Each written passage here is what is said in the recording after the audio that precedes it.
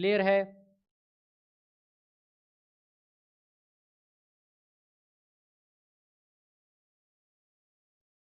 Sir, da zini breakout comes di kana da sir abdua candle ushi mong sara be padrem candle mong sara sir be wapas balala chila dir confirmation am sir jimong tamilaw shi kana agena बाद दोबारा sir वापस जोल तरफ तरवा sir पता है क्यों कैसे कॉल पकार दी दगा तवेम हाँ, ये मैं बताता हूँ। क्लियर क्लियर, कैंडल की समझा दे भाई। कैंडल की सिंपल फार्मूला है। ज़िशान अली भाई, आप तो उसी वक्त भी क्लास में थे। कैंडल में आप हमेशा वही कैंडल देखोगे, वही कैंडल पे एग्जीक्यूशन करोगे जिसमें बड़ा कैंडल हो। जो बड़ा कैंडल हो, जो जिसमें मोमेंटम ही ना हो, तो उस पर एग्जीक्यूशन हम नहीं कर सकते, उस पर हम ट्रेड नहीं कर सकते। वो हमारे लिए ट्रेड के काबिल नहीं होगा। हमें हमेशा चाहिए कि मार्केट में जितना बड़ी बड़ी कैंडल हो, जैसे ये कैंडल है, ये कैंडल है, ये कैंडल है, जितना बड़ी बड़ी कैंडल होता है उसी कैंडल पे जब हम एग्जीक्यूशन करते हैं तो उसकी वो सीन ही अलग होता है। ये देखे, एक लेवल था 18-28, सही है। 18-28 लेवल किस वजह से ब्रेक हुआ, किस टाइम पे ब्रेक हुआ, किस कैंडल पे ब्रेक हुआ? तो ये देखे, वो उस टाइम ब्रेक हुआ जिस टाइम पे मार्केट में बड़ी कैंडल बन गई। बड़ी कैंडल और न्यूज़ टाइम और इवेंट्स टाइम सब चीज़ें थी, तो देखे ना, फिर मार्केट ऊपर चला गया। जब यहाँ पर मार्केट में एक बार ब्रेकआउट हो गया, लेकिन ये कैंडल देखे, इस कैंडल में ये कैंडल बड़ी है या ये कैंडल बड़ी है, आपको खुद अंदाज़ा हो जाएगा। ये कैंडल बड़ी है जो अभी जो बाद में हो गया है। यहाँ पर डिलीट करता हूँ ये सब।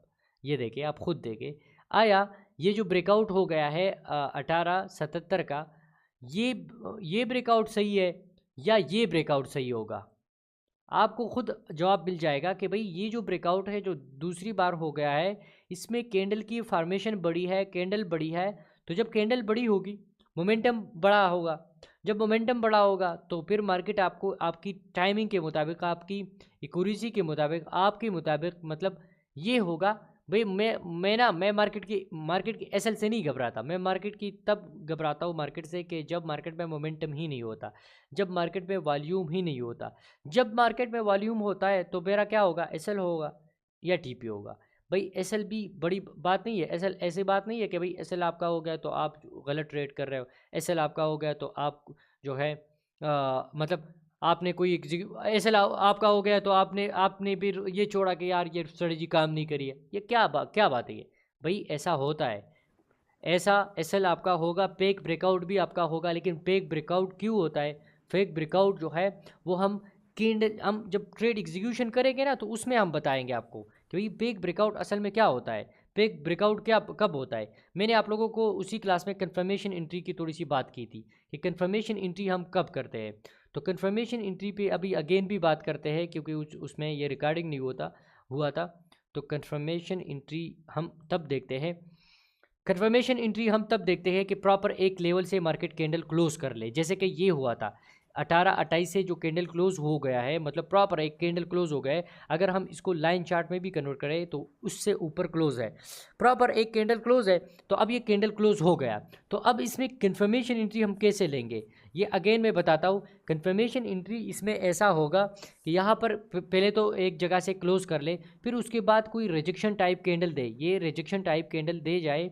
रिजेक्शन टाइप कैंडल के बाद फिर मार्केट ऊपर अगर जाना स्टार्ट करता है तो ये आपका कंफर्मेशन एंट्री होगा कि मार्केट हम इसको ऐसे देखेंगे कि मार्केट ऊपर जा सकता है, जैसे ये हुआ था।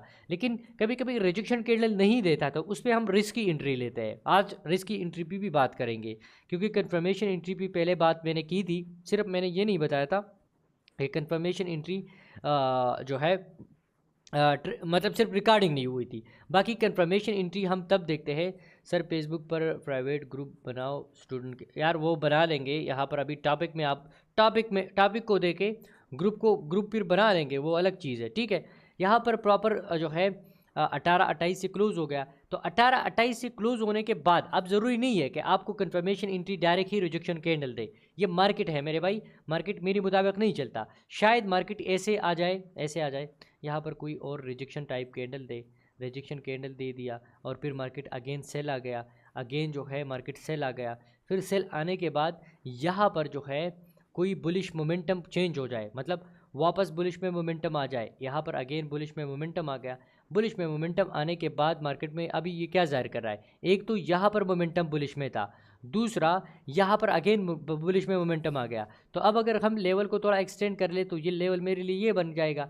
तो अगर हम इस लेवल के ब्रेकआउट पे भी ट्रेड कर ले या इस पे इसकी क्लोज पे ट्रेड कर ले तो अगेन हमें ट्रेड मिल गया, और ये जो ट्रेड था ये हमने फिर अगेन मोमेंटम बेस पे ले लिया और मार्केट ऊपर चला गया। तो ये भी आपका बेस्ट ट्रेड होगा, क्योंकि इसमें भी आपने इसकी मोमेंटम को देखा। मोमेंटम को आपने कैसे देखा भाई, सेलर की कैंडल बड़ी है या बायर की कैंडल बड़ी है? तो देखिए, खुद देखिए, बायर की कैंडल बड़ी है। तो जब बायर की कैंडल बड़ी है तो अब यहाँ पर कोई रिजेक्शन कैंडल भी नहीं है, वो अलग सीन है। जो मैंने आपको बताया था कि रिजेक्शन कैंडल हम इसको देखते हैं, रिजेक्शन कंफर्मेशन एंट्री की बाद कितनी ऊपर जाएगा, ये तब इतना ऊपर जाएगा जितना क्लीन डाउन हुआ होगा। ये देखे क्लीन, ये देखे, ये देखे, ये तो क्लीन अप और क्लीन मैंने आप ये मैंने क्यों 1877 पे ही मैंने टीपी क्यों लगाई है आपको पता है? 1877 मैंने इसलिए टीपी लगाई है क्योंकि यहाँ पर एक ही रो पे मार्केट डाउन आ गया है। ये मैंने आपको बताया था, ये पहली क्लास में मैंने आपको बताया था, लेकिन कुछ लोगों को अभी तक ये भी क्लियर नहीं है। तो जब तक ये नहीं क्लियर, मैं कैसे आगे चला जाऊँ? मेरा तो अभी कोर्स भी मैं तो कोर्स भी अभी ख़त्म कर सकता हूँ। 3-4 घंटे मुझे दे, मैं इतनी पढ़ डायरेक्ट बता दूंगा और आपको ख़त्म हो जाए। लेकिन ये ज़रूरी नहीं है, ज़रूरी बात यह है कि आप लोग समझे। यहाँ पर 18-28, अब सवाल ये था, सवाल किसी ने ये नहीं किया कि भाई 1877 आपने टीपी क्यों लगाई है, 1877 तक ही आपने क्यों बताया है, यहाँ पर क्यों नहीं बता रहे थे, यहाँ तक क्यों आप एग्जीक्यूशन, यहाँ पर आप टीपी क्यों नहीं बताते थे, यहाँ तक क्यों आपने लाइन नहीं लगाया। 1877 मैंने इसलिए लगाया है क्योंकि 1877 पर मार्केट जो है यहाँ पर एक ही रो पे डाउन आ गया है। तो जब एक लेवल से क्लोज करेगा तो एक ही रो पे क्या होगा, बूम करके मार्केट ऊपर चला जाएगा। तो ये आपका क्लीन डाउन और क्लीन अप का ये सीन होता है। अब ये ज़रूरी नहीं है कि मैं आपको जो है सारी चीज़ें बता दूँ और आपको समझ भी ना आ जाए, नहीं फिर मेरे भाई नहीं। आप जो है पहले प्रॉपर तरीके से, अब मैं M30 और M15 में क्यों नहीं जाता, क्योंकि वहाँ पर तो मैं लाइव ट्रेड देता हूँ, अब वहाँ पर भी मैं एक्सप्लेनेशन देता हूँ। लेकिन यहाँ पर मैं एक्सप्लेनेशन इतनी डीपली इतनी सारी चीज़ें क्यों बता रहा हूँ, इसलिए बता रहा हूँ यहाँ पर कुछ बेसिक्स लोग भी है, वो उसका भी लेवल क्लियर हो जाएगा। भाई सिंपल, आप किसी भी जगह पे एग्जीक्यूशन करते हो, किसी भी जगह पे ट्रेड करते हो, आपको मेरा एक ये फार्मूला याद आपने रखना है कि भाई प्रॉपर रेंज देखनी है। अभी मैं गोल्ड को जो है ये सारी सीन मैं डिलीट करता हूँ, जो अभी हो गया है ना, ये मैंने यहाँ से डिलीट कर दी। गोल्ड कहाँ पर है? अभी मैं गोल्ड का अभी लाइव में प्रेडिक्शन करता हूँ कि अगर ऐसा होता है तो ये गोल्ड सेल आएगा, अदरवाइज़ ये सेल नहीं आएगा। इसको हम सेल कैसे देखेंगे? तो अच्छा, यहाँ पर ये लेवल था, नेक्स्ट लेवल क्या था, तो ये लेवल था 19-28 लेवल था, सब 28-28 ही बनते हैं। अच्छा, अब कुछ लोग इसको लेवल बोलेंगे कि ये लेवल है, लेकिन अगर आप इसको बोले या आप इसको बोले, दोनों नज़दीक है, देखें दोनों बिल्कुल सेम है। तो ये आपका 47 है और ये 51 है, मतलब इसमें इतना फ़र्क नहीं है। तो इसको हम क्या कैसे देखेंगे, ये देखिए आपका 1947 है, दूसरा जो लेवल है ऊपर साइड पे जो लेवल है 1951 है। तो हम क्या कर लेंगे भाई, इतना तो हम नहीं कर सकते क्या कि यहाँ तक जाएगा वहाँ तक जाएगा। तो हम इसको जो 1947 है इसको इग्नोर कर देते, डिलीट कर देते। हम ये देखेंगे कि भाई अगर हमारा टीपी होगा तो 1947 पे होगा, लेकिन हम ब्रेकआउट पे ट्रेड अगर करेंगे तो वो 1951 पे करेंगे। वो 1951 पे क्यों करेंगे, क्योंकि इसके बाद क्लीन अप डाउन होगा। ये देखिए यहाँ पर, ये इसको एक्सटेंड करता हूँ, यहाँ पर एक्सटेंड किया। ये देखें, तो अब टचेस को शुमार करें, जो मैंने टचेस आप लोगों को बताई थी यार, एक बार टच, 2 दफ़ा टच, इसको टच नहीं हुआ तो इसको नहीं शुमार करेंगे। अगेन यहाँ से ब्रेकआउट अभी करता है, आपका लेवल अभी लाइव चार्ट में गोल्ड का अभी, क्योंकि अभी तक तो वार तो ख़त्म नहीं हुआ ना, अभी तक तो फ़लस्तीन और इसराइल का जो है वो तो चल रहा है, उसका तो सिस्टम वो अभी तक जो है कोई मुज़ाकरात कोई सीन नहीं हुआ। तो जब तक ये नहीं होता तो गोल्ड, अब अगर नेक्स्ट वीक में आपका 1951 से ऊपर क्लोज करता है H4 के टाइम और न्यूयॉर्क सेशन के टाइम, तो देखना ये फर्स्ट टीपी कहाँ पर होगी। आप सिंपल आप आइडेंटिफाई कर ले, खुद भी आइडेंटिफाई कर सकते हो कि भाई मेरे यहाँ तक होगी आपके फर्स्ट टीपी। 1971 तक मार्केट जा सकता है, फिर 1971 से क्लोज करता है तो कहाँ तक जाएगा, तो यहाँ तक जाएगा। ये इतना अच्छा नहीं है, तो हम फ्रेश लेवल कहाँ पर लगाएंगे, फ्रेश लेवल 1971 के बाद अच्छा जो लेवल है वो आपका 1985 लेवल है। ऐसे मैं लेवल निकालता हूँ।